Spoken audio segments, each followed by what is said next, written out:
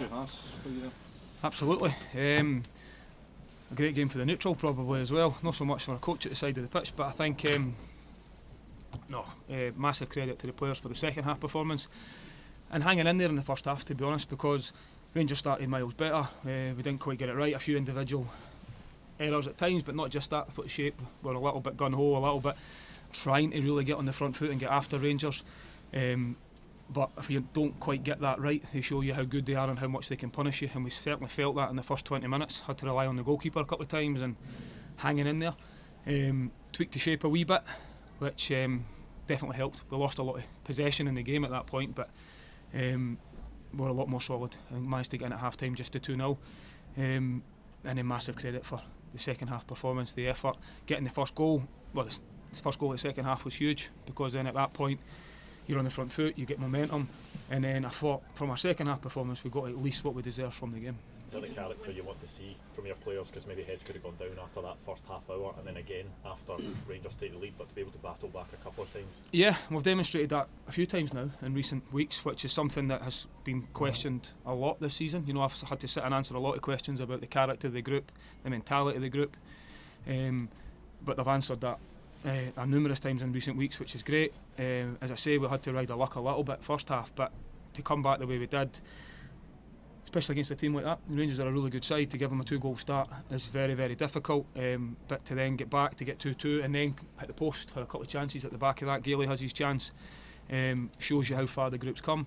And then once you get pegged back again to 3-2, it'd have been very, very easy to throw the towel in at that point, but I think again you've seen we finished the game strong, and we've done everything we could to get back into the game, so credit to everyone involved. Delighted for the players. David, even at 3-2, did you sense as though you still had a bit of belief about you as a team, as a collective, that there might be at least a couple of chances still to come? Yeah, definitely, because of the way the second half had went. I think you could feel it in the stadium. You know, the crowd were right behind us, which at times when you find yourself 2-0 down could be difficult, you know, to back your side, especially against opposition like that. But I think I always felt it, that if we could get the next goal in the game, we could turn it, and then that was huge. And you could feel it in the stadium at the side of the pitch. You know, the players responded really well to that as well. We're on the front foot, desperate to try and get back into the game. From a coaching point of view, when it goes 3-3, you can see them trying to go again. You're probably looking at it a little bit, saying make sure we don't get done again on the break. But by that point, the players are running on adrenaline. They're on the front foot and desperate to try and win the game, which is brilliant from where we've been to where we are now. As a coach, how do you assess a performance like that by Rocky Bashiri, good and the not so good? Listen, I think firstly you need to credit Rocky for his performance. Yes, there's errors within it, of course. He wasn't the only one. There was a lot within it, as I've already touched on, even myself, tactically, jumping at the wrong times or maybe not quite getting the message on. We need to look at that, because when you lose 3 goals, there's definitely areas to improve. But I think when you then show the character from making a mistake or having to deal with that, there's no better way to do it than to go and score a goal. But then also, not just that, how he performs in other moments within the game. So, Rocky obviously scores the goal and does great in the game, but collectively, second half, I thought the effort, the desire were clearly there from everybody. But again, as I've said for many weeks now, there's still a lot to work on. We know that. We're not getting carried away at all, but at least the positivity is still there and we can keep this run going. Since Pittodrie, really, Martin Boyle's kind of really kicked on. What's been the secret? Confidence with Boyle as well. You know, at the same time, he played a lot at the start of the season with an injury. Then he obviously was out once he had his operation on his injury, and at times Martin Boyle's been so successful at this football club in terms of his level of performance and how effective he is at this level. And when he slightly dropped that level of performance, he's obviously came out of the team, but he's also dealing with his injuries and setbacks of where he was. He's responded in the right way. He had to find himself not in the starting 11, which has probably not happened to him as well, whilst he's been at Hibs for a while now.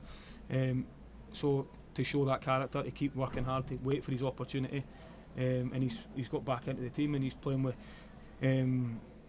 that belief and confidence in himself again, where he terrorises defenders and puts fear at them with his running power and his pace, and I think you've seen that today. David, did you see as much of his leadership qualities as you did just in his natural quality on the ball?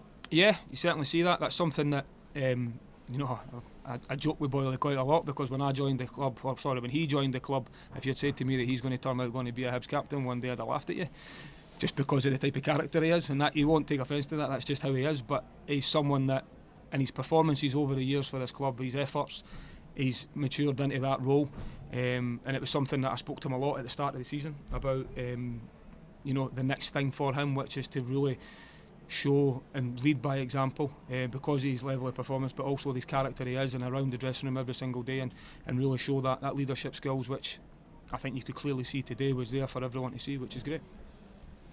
Cheers, David. Thank you. Cheers.